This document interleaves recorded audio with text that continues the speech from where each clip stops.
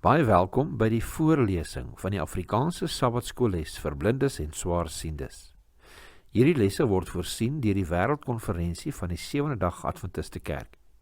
Die voorlesing van die les word aan u gebring deur SSL in samewerking met Adventiste Wêreldradio Afrikaans en word voorgeles deur Marlena Nel.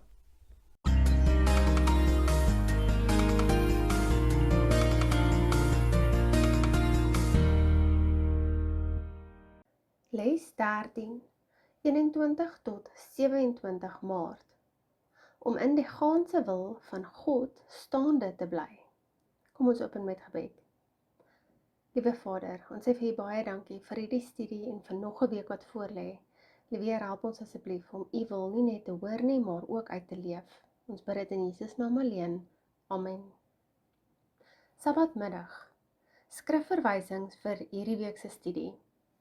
Kolossense 4 vers 7 tot 18, Efesiërs 6 vers 21, Handelinge 15 vers 36 tot 40, 2 Timoteus 4 vers 10 en 11, 2 Petrus 3 vers 10 tot 14, Jesaja 60 vers 1 tot 3. Geheuteks 1 Tessalonisense 5 vers 18. Wees in alles dankbaar, want dit is die wil van God in Christus Jesus oor julle. 1 Tessalonisense 5 vers 18.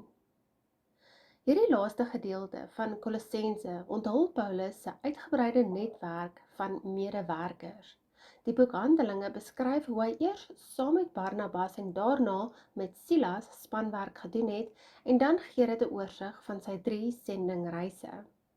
Hierdie week gaan ons na Paulus se sendingstrategie kyk wat die baie bekwame gebruik van tyd en bronne ingesluit het om die hoofsentrums van die Romeinse Ryk te bereik en om belowende leuke werkers op te lei en stede en dorpe soos Kolosse, Laodicea en Hierapolis te bedien wat Paulus nie sou kon besoek nie.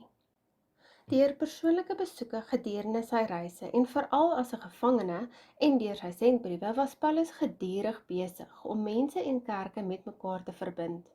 Hy het besef dat die sukses van die evangeliebediening op almal se saamwerking sou moes staatmaak. Joodse Christene en Christene uit die heidendom, manne en vroue, mense soos Tychicus, Aristarchus, Justus, Epaphras, Lukas en Nymphas. Dis interessant dat ons ook van 'n brief hoor wat hy aan Laodicea geskryf het, wat nie vir ons behoue gebly het nie. Paulus prop baie in hierdie laaste verse in en sluit ook 'n persoonlike vermaaning vir Archippus in. Hy wat Paulus is, het alles in sy vermoë gedoen om die kerke te versterk terwyl hy dit nog kon doen. Bestudeer hierdie week se les ter voorbereiding vir Sabbat 28 Maart.